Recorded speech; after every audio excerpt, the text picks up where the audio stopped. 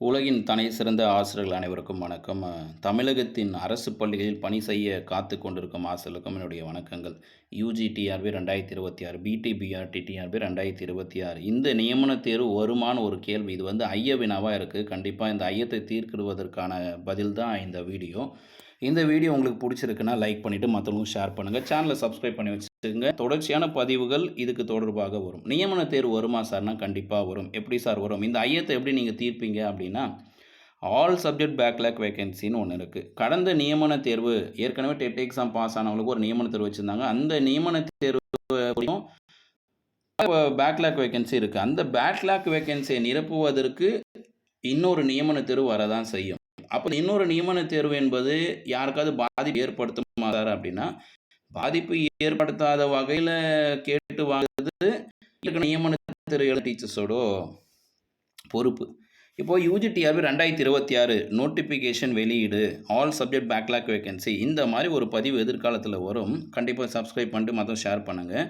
இப்போதைக்கு எப்படி சார் வரும்னு பார்க்கலாம். இந்த நோட்டிஃபிகேஷன் வெளியீடு யூஜிடிஆர்பி நோட்டிஃபிகேஷன் வருதுனாவே பிரைமரியாக என்னென்ன பேக்லாக் வேகன்சி இருக்குது அப்படின்னு பார்த்தீங்கன்னா, IEDSS inclusive education of disabled secondary stage, மாற்றுத்திறன் குழந்தைகளுக்கான கற்பித்தல் செய்வதற்கான பள்ளிகளில் உள்ள காலி பணியிடங்கள் நிறையா இருக்குது. அது யாருமே ஃபில் பண்ணல. காரணம் நோட்டிஃபிகேஷன் நிறைய ஏற்கனவே வீடியோ பதிவு கொடுத்துருக்குறேன். பார்த்துருக்கவங்க வீடியோ லைக் பண்ணுங்கள், கமெண்ட்டும் பதிவு பண்ணுங்கள். ஐஇடிஎஸ் போஸ்ட்ன்றது இந்த மாதிரி மாற்றுத்திறன் குழந்தைகளுக்கான பள்ளிகளில் பணி செய்வதற்கான ஆசிரியர் பணியிடங்கள், பல பணியிடங்கள் காலியாக இருக்குது. அவர்களுக்காகதாவது இந்த நியமன தேர்வு வரதான் போகுது. ஏன்னா அந்த வேகன்சி டைரெக்டாக ஃபில் பண்ண முடியாது.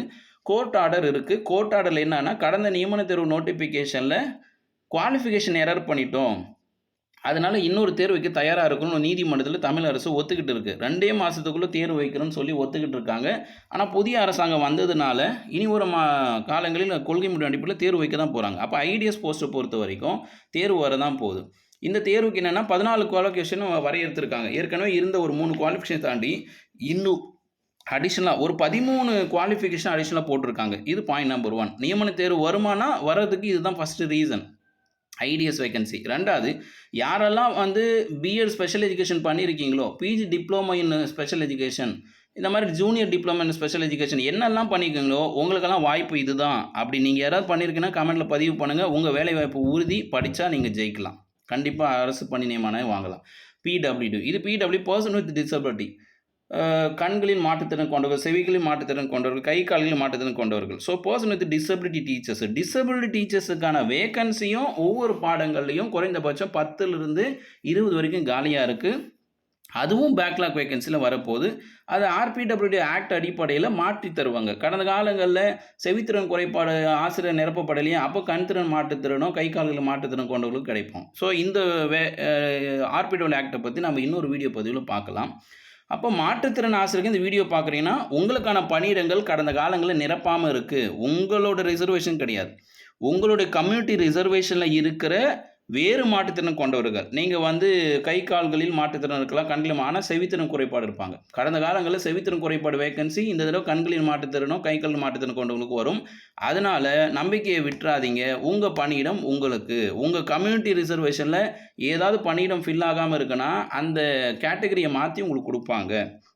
இது அடுத்த வாய்ப்பு. அதுக்கடுத்த வாய்ப்பு எஸ்டி பணியிடங்களை பொறுத்தவரையும் ஃபிசிக்ஸ், கெமிஸ்ட்ரி, பாட்டனி, ஜூவாலஜி ரொம்ப அதிகமாக இருக்குது. இது டிஇ டிபார்ட்மெண்ட் ஆஃப் எலிமெண்ட்ரி எஜுகேஷனில் போய் பார்த்தீங்கன்னா அதெல்லாம் ஃபில்லே ஆகலை.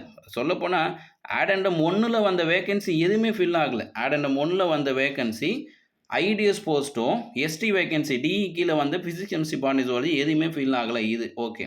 இப்போ எப்படி சார் பாதிப்பு வராமல் வரும் அப்படின்னு பார்த்தீங்கன்னா, கடந்த நோட்டிஃபிகேஷன் முதல் நியமன தேர்வு 25/10/2023 அப்போ தான் நோட்டிஃபிகேஷன் வந்ததுன்றதுனால, அப்போது 25/10/2023க்கு அப்புறம் மே 24 அடிப்படையில் இருக்கிற காலி பணியிடங்கள் ஒரு வருஷத்துக்கான வேகன்சி, மே 2025 அடுத்த வருஷத்துக்கான வேகன்சி, மே 2026 இந்த வருஷத்துக்கான வேகன்சி, கிட்டத்தட்ட 3 வருஷத்துக்கான ரிட்டையர்மெண்ட் வேகன்சி. இந்த 3 வருஷத்துக்கான ரிட்டையர்மெண்ட் வேகன்சி புதிய நியமன தேர்வுக்கு அலவுடு போஸ்ட்டாக வரும். ஸோ அந்த அலவுடு போஸ்ட்னா அனுமதிக்கப்பட்ட பணியிடங்கள், காலி பணியிடங்கள் அதை நிரப்பணுன்றது கண்டிப்பாக நோட்டிஃபிகேஷன் வரும். அப்போது இங்கே ஆல் சப்ஜெக்ட் வேகன்சியை பொறுத்த வரைக்கும் எதெல்லாம் வரும்? IDS post, PW post, ST post, அதுக்கப்புறம் நியமன தேர்வுக்கு அப்புறம் உருவாகின வேகன்சி. நியமன தேர்வு எழுதி முடிச்சிட்ட அப்புறம் 3 வருஷம் மே 2024, 2025, 2026 3 வருஷத்துக்கான வேகன்சி நியமன தேர்வு வரும்ன்ற நம்பிக்கை இருக்கிறவங்க வீடியோக்கு ஒரு லைக்கை போட்டு உங்கள் ஃப்ரெண்ட்ஸுக்கும் ஷேர் பண்ணுங்கள். எல்லா ஸ்டடி குரூப்புக்கும் அனுப்புங்க, உங்கள் ஃப்ரெண்ட்ஸுக்கெல்லாம் அனுப்புங்க, அவங்களும் தெரிஞ்சுக்கிட்டோம். அப்போ டைரக்ட் ரெக்ரூட்மெண்ட்டு கண்டிப்பாக வரப்போகுது இந்த வேகன்சிக்கு. அப்போ இறுதியாக ஒன்று சொல்லிடுறேன் சார். முதல் நியமன தேர்வு எழுதுனவங்களுக்கு என்ன சார் தீர்வு அப்படின்னா, நான் இந்த ஸ்க்ரீனில் காமிக்கிறத நீங்கள் பள்ளிக்கல்வித்துறை அமைச்சர்கிட்டயோ இயக்குனர்கிட்டயோ செயலர்கிட்டயோ கேட்டு தெரிஞ்சுக்குங்க. சட்டத்தில் வழிவகை இருக்கா? என்னது? சட்டத்தில் வழிவகை இருக்கா? இல்லை இந்த சட்டத்தில் வழிவகை ஏற்படுத்தலாமா? இதுக்கு ஒரு சிறப்பு அரசாணை போடலாமா? கேட்டு பாருங்கள் சார். எங்களுடைய நியமன தேர்வு நோட்டிஃபிகேஷன் 25/10/2023 சார். அப்போது 2013லிருந்து 2013, 14, 15, 16, 17, 18, 19, 20, 21, 22, 23 13 வருஷம் இடைவெளியில் நீங்கள் ஒரு தேர்வு வச்சுருக்கீங்களே. அப்போது எங்களுக்கு 2013லேருந்து 23 வரையும் இருந்த வேகன்சியில் 50% நீங்கள் டைரக்ட் ரெக்ரூட்மெண்ட் கொடுத்துருக்கீங்களா? அதை ஒரு தடவை செக் பண்ணிவிட்டு 50%க்கு குறைவாக நீங்கள் டைரக்ட் ரெக்ரூட்மெண்ட் அலோவ் பண்ணியிருந்தா மீத இருக்கிற காலி பணியிடங்களை எங்களை வச்சு நிரப்பிடுங்க சார். இதுக்கு ஏதாவது வழிவகை இருக்கான்னு நீங்கள் கேட்டு பாருங்கள். Point number 1. பாயிண்ட் நம்பர் 2 என்னென்னா சார், 2013 to 23 வரையும் பார்க்கும்போது எங்களுக்கு இவ்வளோ 10 வருஷம் இருக்குது. இருந்தாலும் எங்களுக்கு நியமன தேர்வு அரசாணை வந்தது. இந்த ஆப்ஷனே என்னதுன்னா 2013லேருந்து 2023 வரையும் இந்த காலகட்டம் ஒட்டுமொத்த காலி பணியிடங்களில் 50% டைரக்ட் ரெக்ரூட்மெண்ட்டு நீங்கள் கொடுத்தீங்களா? அதை எங்ககிட்ட கொஞ்சம் தெரியப்படுத்துங்கள. நீங்கள் செக் பண்ணிவிட்டு அப்படியே 50% டைரக்ட் ரெக்ரூட்மெண்ட் அலோவ் பண்ணலாம். மீதம் எவ்வளோ காலி பணியிடங்கள் நீங்கள் டைரக்ட் ரெக்ரூட்மெண்ட் அலோவ் பண்ணாமல் வச்சுருந்தீங்க. காரணம் என்ன? நிதி இல்லைன்னு ஏன் நீங்கள் அலோவ் பண்ணலாம்? அப்போ இந்த அரசாங்கத்தை நிதி வாங்கி அந்த பணியிடங்களை தேர்வு எழுதின எங்களுக்கே கொடுத்துருங்கன்னு கேட்கலாம். இது முகாந்திரம் தான். கேட்பதுக்கு முகாந்திரம் ஒரு வழிவகை. இப்படி ஒரு வழிவகை இருக்கான்னு கேட்டு பாருங்கள். கிடைச்சா சந்தோஷம். அடுத்து பாயிண்ட் நம்பர் 2. பாயிண்ட் நம்பர் 2 என்னென்னா 2012 23னா 2013 பாதிக்கப்பட்டவங்க, 2017 பாதிக்கப்பட்டவங்க. அப்போ 2013, 17 பாதிக்கப்பட்ட வேகன்சி எல்லாம் 2019, 22 பாஸ் ஆனவங்களுக்கெல்லாம் கிடைக்கிறதுக்கு வாய்ப்பு இருக்குது. அப்போ இதை எப்படி நம்ம தடுக்கலாம்? எப்படி இதை எல்லாருக்கும் எல்லாம் அவங்களுக்கும் கொடுக்கலாம் அப்படின்னா, இந்த நியமன தேர்வு ஜிஓ வந்திருக்கு பார்த்தீங்களா?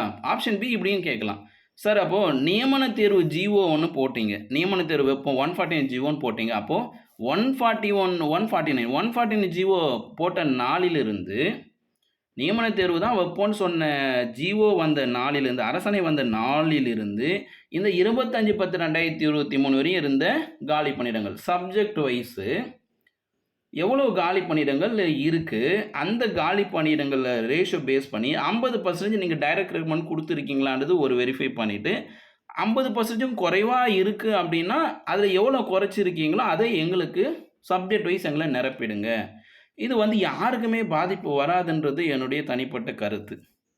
2018, 23 இருக்க வேகன்சியை முதல் நியமன தேர்வர்களுக்கே கொடுத்துருங்க. அப்படி இல்லை 2013, 17 பாதிக்கப்பட்டிருக்காங்க, அவங்களுக்கும் ஏதாவது வேகன்சி கொடுக்கணும், அலோவ் பண்ணணும் அப்படின்னா என்னைக்கு நீங்கள் நியமன தேர்வு வைக்கிறேன்னு சொன்னீங்க, நியமன தேர்வு என்னைக்கு வைக்கிறீங்கன்னு சொன்னீங்களோ அன்னைக்கு மறுநாளிலிருந்து ஏற்பட்ட காலி பணியிடங்கள், ரிட்டையர்மெண்ட்டு, என்னென்னவோ இறந்துருப்பாங்க, புதுசாக போஸ்ட் க்ரியேட் பண்ணியிருப்பீங்க, நிறைய ரீசன்ஸ் இருக்கும். அப்போ நியமன தேர்வு அரசாணை வந்த நாளிலிருந்து இந்த பிடிபிஆர்டி டிஆர்பி நோட்டிஃபிகேஷன் 25/10/2023 வரும். இந்த இடைவெளியில் வந்த காலி பணியிடம் எண்ணிக்கை எவ்வளவு, அந்த காலி பணியிட எண்ணிக்கையில் 50% ப்ரொமோஷனுக்கு நீங்கள் எடுத்துக்கிட்டாலும் 50% டைரக்ட் ரெக்ரூட்மெண்ட்டு அலோவ் பண்ணியிருப்பீங்க.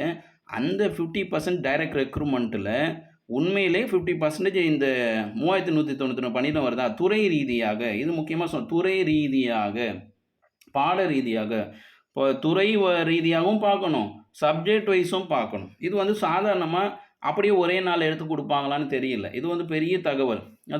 துறை ரீதியாக பள்ளி கல்வித்துறை, கல்லர்கள் சீர்மன்ற பள்ளித்துறைகள், அப்போ சமூக நீதித்துறை, அதுக்கப்புறம் பார்த்தீங்கன்னா சென்னை கார்ப்பரேஷன், கோயம்புத்தூர் கார்ப்பரேஷன், தொடக்கப்பள்ளித்துறை, இந்த மாதிரி துறை ரீதியாகவும் வேகன்சி எடுக்கணும், சப்ஜெக்ட் வைஸும் வேகன்சி எடுத்து அதில் இருக்கிற ரேஷியோஸு 50%ன்றது எல்லா சப்ஜெக்ட்டுக்கும் கிடையாது. இதில் தமிழுக்கெல்லாம் மாறி இருக்கும்.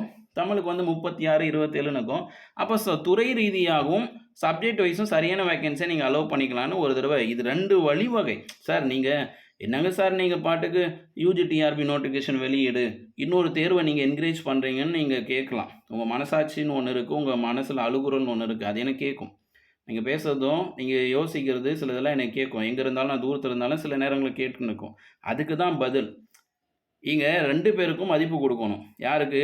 இப்ப டெட் எழுதணும் மதிப்பு குடுக்கணும். இப்ப படிச்சுன்னு இருக்கவும் மதிப்பு குடுக்கணும். ஏற்கனவே பாஸ் ஆனவும் மதிப்பு குடுக்கணும். ஏற்கனவே குவாலிஃபை ஆனவும் மதிப்பு குடுக்கணும். அப்போ ஒரு காயின் ஹேவிங் 2 வேல்யூ. ஒரு காயினுக்கு வந்து ஹேவிங் சேம் வேல்யூ. 2 சைட்ஸ் இருக்கும். ஒரு நாணயத்திற்கு 2 பக்கங்கள் இருக்கு. 2 பக்கம் இருந்தாலும் மதிப்பு ஒண்ணு தான். அப்ப 2 பக்கத்தையும் காமிக்கும்போது மதிப்பு வர மாரி, நியமனத் தேர்வு எழுதுனவங்களுக்கும் மதிப்பளிக்கணும். நியமனத் தேர்வு எழுதாதவங்களும் மதிப்பளிக்கணும். ஏன் அப்டின்னா, கடந்த நியமனத் தேர்வுல அப்ளை பண்ண முடியாம போனவங்க. கடந்த நியமனத் தேர்வுல அவங்க ஹெல்த் இஷ்யூஸ் இருக்கலாம், இல்ல பிரெக்னன்ட் லேடியா இருக்கலாம், இல்ல ஒரு மென்னு கூட பார்த்தீங்கன்னா, ஸ்கூல் வேலையில இருந்திருப்பாரு. இந்த தடவ எழுத வேணாம், நம்ம விட்டுறலாம், அப்ளை பண்ண முடியல அப்படின்னு கூட இருக்கலாம். சில ஜிஓ எரர்ஸ் இருந்திருக்கும், சர்டிஃபிகேட்ஸ் எரர் இருந்திருக்கும். அப்போ போன தடவ தமிழ் எலிஜிபிள் டெஸ்ட்ல குவாலிஃபை இருக்க மாட்டாங்க. இல்ல தமிழ் எலிஜிபிள்ஸ்ல குவாலிஃபை இருந்தா கூட, அந்த தேர்வுல வந்து ரொம்ப மினிமம் மார்க் எடுத்து வச்சிருப்பாங்க. தமிழ் எலிஜிபிள் டெஸ்ட்ல பா என்ன பண்ணியிருப்பாங்க, பாஸ் ஆகியிருப்பாங்க. ஆனா, இங்க மினிமம் மார்க் அட்டைன் ஆயிருக்க மாட்டாங்க. வித்தியாசங்கள் எப்படிலாம் இருக்கு பாருங்க. தமிழ் எலிஜிபிள் டெஸ்ட்ல குவாலிஃபை ஆயிட்டு மெயின் சப்ஜெக்ட்ல ஃபெயில் மார்க் எடுத்திருக்கலாம். இல்ல தமிழ் எலிஜிபிள் டெஸ்ட்ல ஃபெயில் ஆயிட்டு இதில ஹையஸ்ட் மார்க் எடுத்திருக்கலாம். அப்ளையே பண்ணாம இருக்கலாம். ஜிஓ பிரச்சனை இருக்கும். ஃபேமிலி இஷ்யூஸ் இருக்கும். ஜாப் விட்டு படிச்சிருக்க மாட்டாங்க. ஜாப் விட்டு படிச்ச மாட்டாங்கல்ல. ஜாப் போயிருந்தனால அப்ளை பண்ணாம விட்டுருப்பாங்க. அப்போ இவர்களுக்கெல்லாம் வந்து எது அருமருந்து அப்டின்னா, இன்னொரு நியமன தேர்வு தான் அருமருந்து. அதன் வழியா தான் அவங்க போக முடியும். அப்போ இன்னொரு நியமன தேர்வு வரும்பொழுது, இந்த கடந்த நோட்டிஃபிகேஷனுக்கு அப்புறம் இருக்கிற 3 வருஷ கல்வியாண்டு 3 கல்வியாண்டில் ஏற்பட்ட காலி பணிகள வச்சு இந்த தேர்வு வச்சாங்கன்னா நல்லாருக்கும்.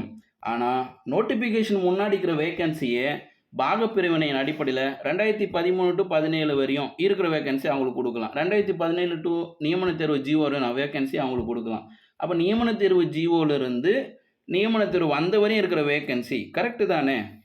இது வந்து சமதர்ம அடிப்படையில, சமநீதி அடிப்படையில, மனிதாபிமானம் அடிப்படையில, மனித நேயத்தின் அடிப்படையில என் நெஞ்சமெல்லாம் இதுதான் இருக்கு. அ கரெக்ட்டுங்களா? ஸோ இத சரியா இந்த கருத்து சரியா இருக்குன்னா, மத்தவங்களுக்கும் அனுப்புங்க.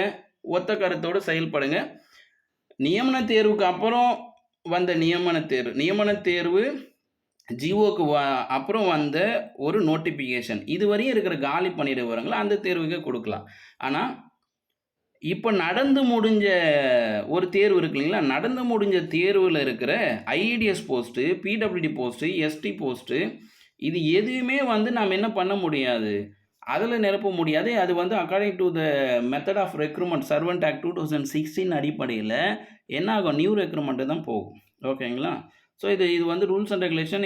இந்த மாரி முக்கியமான எவிடன்ஸ் எல்லாம் அடுத்தடுத்த பதிவுல பார்க்கலாம். உங்களுக்கு இதை சார்ந்து கூடுதல் தகவல் வேணும்னாலும் கமெண்ட்ல பதிவு பண்ணுங்க. சார் இத பத்தி பேசுங்க, இத பத்தி சொல்லுங்க அப்படின்னு சொல்லிட்டு நீங்க கேட்கலாம். மீண்டும் அடுத்த பதிவில் உங்களை நான் சந்திக்கிறேன். நியமன தேர்வு வரும். அந்த நியமன தேர்வு வருவதில் நிறைய பேக்லாக் வேக்கன்சி இருக்கிறது. ஐஏடிஎஸ், பிடபிள்யூடி, எஸ்டி. அதை தாண்டி current vacancy all subject. Current vacancy all subjects 3 வருஷம் வேக்கன்சி இருக்கு. அதனால பயப்படாம படிங்க, தைரியமா படிங்க, கம்பீரமா படிங்க. கோரிக்கை வைக்கிறவங்க அமைச்சரையும், முதலமைச்சரையும், பள்ளிக்கல்வித்துறை அமைச்சரையும் சரியா, தெளிவா உங்களுக்கு எந்த இடத்துல உரிமை இருக்கோ அத கேட்டு வாங்கிக்கங்க.